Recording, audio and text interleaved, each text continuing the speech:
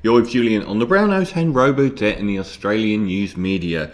Obviously, the Robodebt scheme, if you're not from Australia, has been huge news here since its implementation in 2016 as kind of the Skynet of Toryism, of conservative right-wing populism. Let's pound the poor as much as we possibly can by using a computer system to automatically debit their bank accounts. From Wikipedia, Robodebt was an unlawful method of automated debt assessment and recovery employed by the Australian government, the Liberal government, from 2016, I think under Scott Morrison, the gift that keeps on giving as Treasurer. One of the most ideologically driven illegal schemes in government history. This resulted in what has been estimated as around 2,000 people taking their own lives. Now, the reasons are a variety, but because people who were already couldn't afford to pay their rent were having money taken out of their account, as we've now found, not only illegally but wrongly. So it ended up with something like 500,000 people's debts being repaid. And the Australian government having to fork out not the Labor government, the Liberal government, when they talk about giving $3 million to Brittany Higgins, which was the fault of the Liberal Party anyway. And they had to give $1.8 billion of taxpayers' money to the victims of Robodebt. In August 2022, the Royal Commission into Robodebt said the scheme was a costly failure of public administration, both human and economic, referring several individuals to law enforcement for prosecution. These are government people, possibly even Scott Morrison. And Dutton's come out and said, how dare we politicise this? Excuse me? Did you not just politicise the entire working class as being your enemy? Or at least the unemployed sector of that working class? And you did it. How are we not politicising what the Liberal Party did when it was done by your political party? The report also criticised former Prime Minister Scott Morrison, who oversaw the introduction of the scheme, for misleading or lying and misleading cabinet and failing his ministerial duties. This was one of the most barbaric and obscene. Dutton. Opposition leader Peter Dutton criticises the glee of Labour leaders over Robodebt findings. How about we possibly cause 2,000 people to lose their lives, cost nearly $2 billion of public money, and operated a scheme that was completely illegal?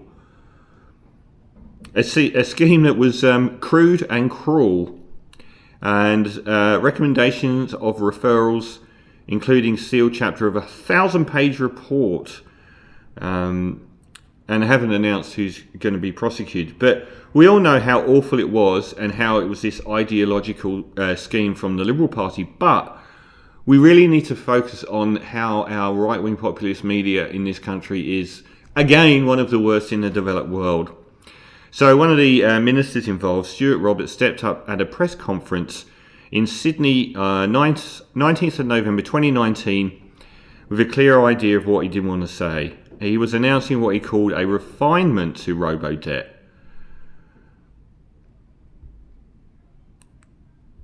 I'm just checking that I'm on the... Oh, here we go. Sorry, this is the bit I meant. Alan Tudge. Alan Tudge is now a minister that is alleged to have caused a $500,000 payment for a Liberal woman being harassed. Does that ring any bells?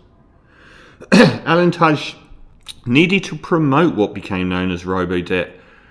In 2016, he found a willing media in the Murdoch Press, the radio station 2GB, and the TV show A Current Affair, all sides of the same Murdoch populist right-wing cheer squad.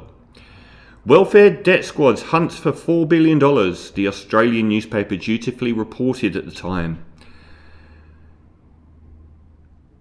At the end of the interview, Smith said, "Keep at it, you're doing a great job."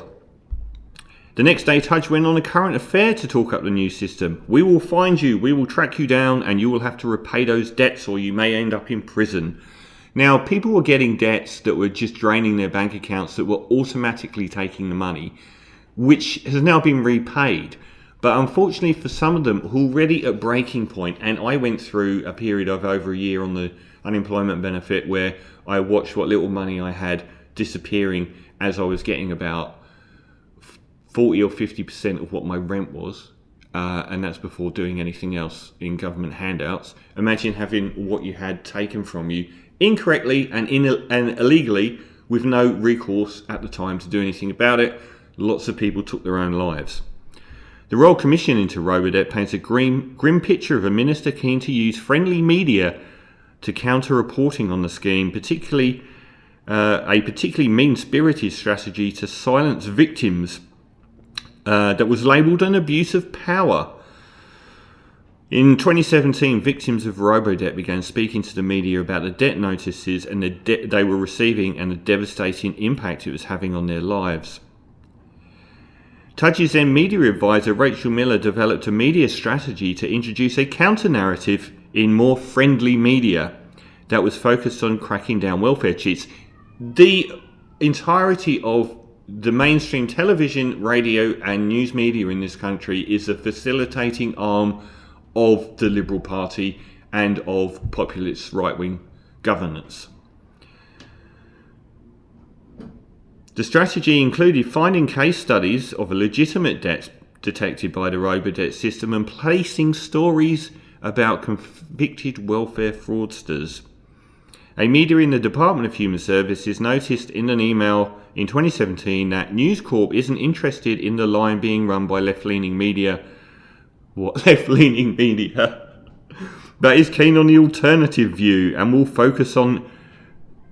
will focus on working with the Murdoch press to achieve this.